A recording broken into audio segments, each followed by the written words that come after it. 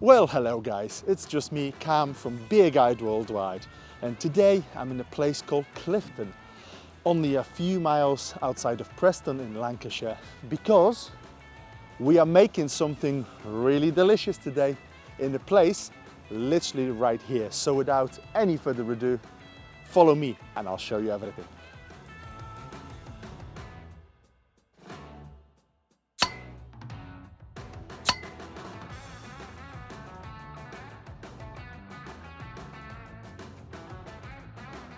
And just like that, we are here, guys. We are at... Let's get inside, shall we?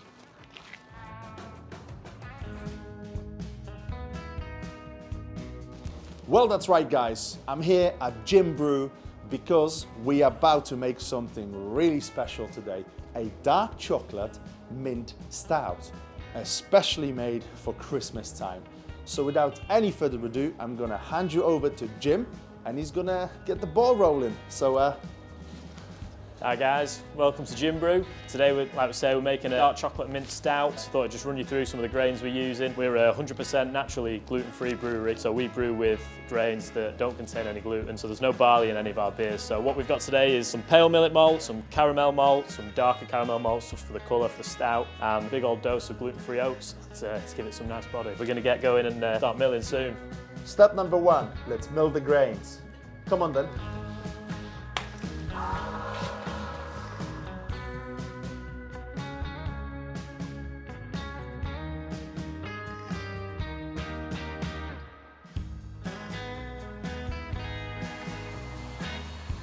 Right guys, the milling is now done, as you can see, and now we are ready for the next stage, which is...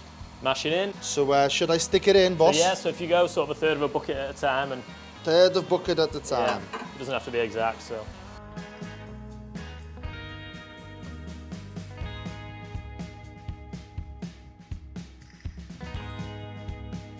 So just sticking the oats in now for this step, sort of thickens the beer up. We're using about 25% oats. We use 10% buckwheat in this recipe, and the rest is all just different types of millet, mainly pale millet with some caramel to darken it up. When life gives you millet and other grains, you simply got to make a gluten-free beer out of it. Getting steamy up in here.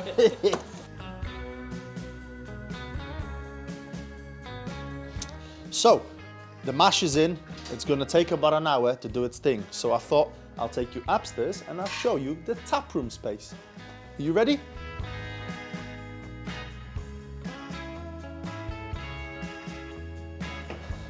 We're here now, lovely taproom space just above the brewery, and you can sit about 40 people here comfortably.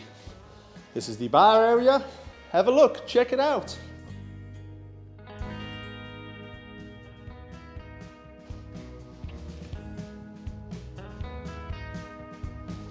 And just like that, I'm behind the bar again, so I can show you there are 6 permanent lines in here in the tap room with 6 different beers available at any time, and a Linda machine, so you can have some guest beers too. Amazing. Now, one more thing I'm going to show you are the cans. Are you ready? Here they are, guys. We've got ourselves a 4.1% session pale ale and 4.8% double dry hopped hazy IPA.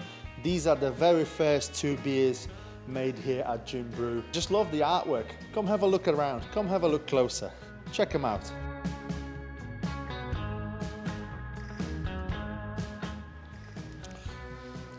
Don't mind if I do.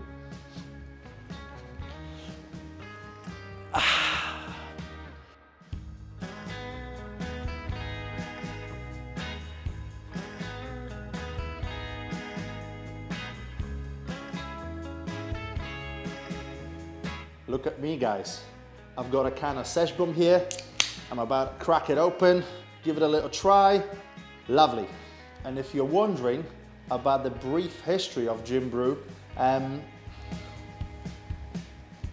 So we started officially in 2019, but we were sort of put back by COVID and all sorts of stuff like that. So we did our first brews around a year ago now. Sesh Bomb was actually our first ever brew that you're trying now. Obviously a previous batch. So yeah, so I started brewing myself at home because I found out I had a gluten allergy, and there was nothing else good on the market, sort of really limited sort of range of beers. So I started making beers at home, see if I could find something that didn't really cause me any problems. And the more I sort of looked into it and researched it, the more I sort of realised that the gluten-free beer that I was drinking wasn't actually even gluten-free. It was just normal beer with sort of added enzymes and things like that. So we sort of went deeper and found a way of brewing without gluten in the first place, so we don't need to add any extra chemicals or extra filtration steps. So what we make is just good beer that happens to be made out of something that's not barley, and it turns out it's absolutely delicious, and a lot of people wouldn't even know that it's not got barley in it. So that was always sort of the mission of the company, was just to make great beer, and it just so happens that it's safe for a lot of people who struggle with all different kinds of beer at the minute. Well, this is absolutely delicious.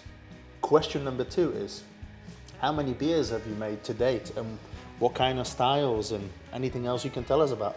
Yes. So far we've made sort of around 20 beers, I think. The beers we're making today will be 21 and 22 over the next 2 days. We've made around 15 different styles or different variations of styles, because the whole sort of mantra of JIMBREW is that it gives people choice who have had their choice taken away from them by having a sort of a gluten allergy or celiac disease or something like that. So someone who's got those sort of intolerances can't just walk into any shop and pick, you know, the best looking beer on the shelves. All they can pick is a gluten-free option. So our sort of mission is to have someone come in the tap room and be able to work their way down the list, maybe have a lager, stout, IPAs, pales, sours, anything like that, anything we can make that gives choice back to that individual who's sort of been robbed of that choice by whatever health condition they've got going on. But also we like the idea that, I mean, 75% of our customers in the tap room don't even know we're gluten-free. They just come in for a tasty beer and go out happy. So yeah, so the whole idea of the company was to make a beer that people would enjoy, and also it would be suitable for people who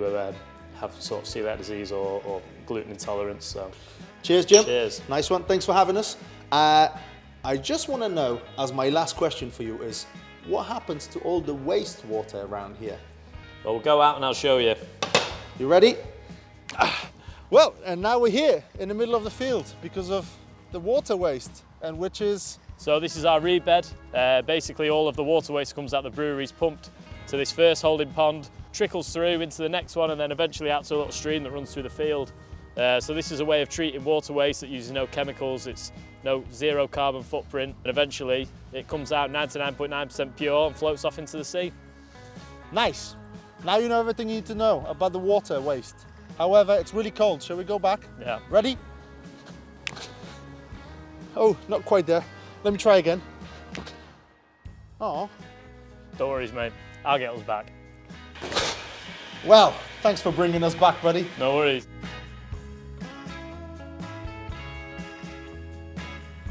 So the mash is done. It had an hour, and now it's time for spinning sparger. Come have a look. And the next step in this wonderful brewing process is obviously the hops. This one is called Willamette, and I don't think I've ever actually heard of it. What is it? So Willamette's a US hop. We use it in all our stout. We quite like it because it's sort of got sort of a black currancy flavour, sort of very subtle, a little bit of a sort of floral flavour, and it just goes well with all the dark roasty malts, so we like it. Should we get some in then? Yeah. And I love the fact it's loose leaf as well. Guys, it's time to add the hops now. They smell absolutely delicious. I wish you could smell it. So do the honors, please. Lovely.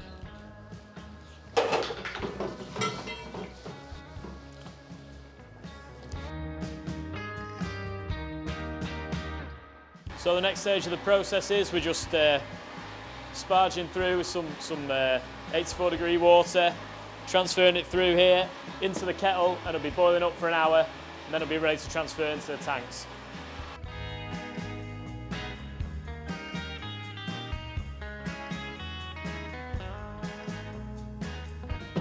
Now, the boil is on. It's going to take about an hour again. So I think we'll have a chance to try another beer, shall we? Yeah. Yes.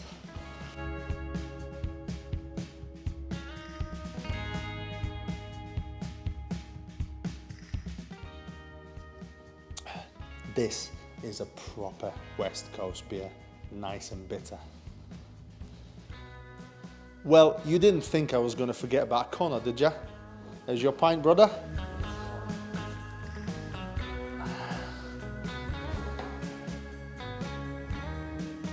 Well guys, we are pretty much done here at JIMBREW. The beer is already in a fermenter and it's going to stay there for how long? Sometime between 2 and 3 weeks, I'd say. Nice. Yeah. And what's the strength that we're looking at? So we're aiming for about 5%, and I'd say with how things have gone today, we should get that, yeah. So. Lovely. Any late additions? Yeah, so once the fermentation's finished, we'll be adding some cacao nibs and some peppermint oil to sort of bring out those sort of chocolate and mint flavours. And hopefully they'll taste really good in it. Well, I'm looking forward to trying it already. So guys, thanks for watching. Stick around because by the magic of television, the 3 weeks is already gone. Are you ready?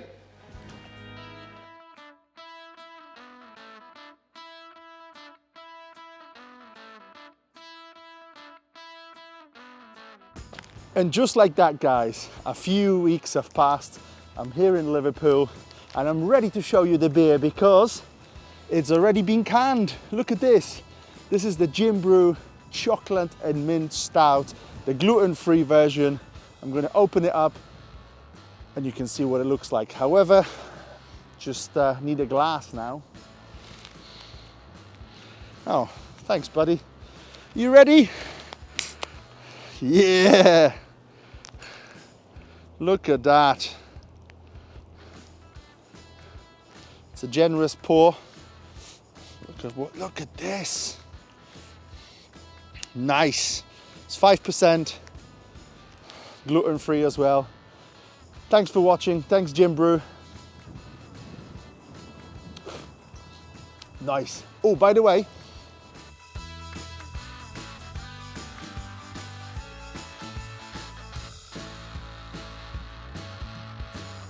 did you like that, did ya?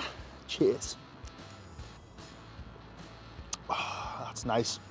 And if you like that, check this out. There's another one from JIMBREW. This is a New England IPA, and I'm sure it's delicious. Should we check it?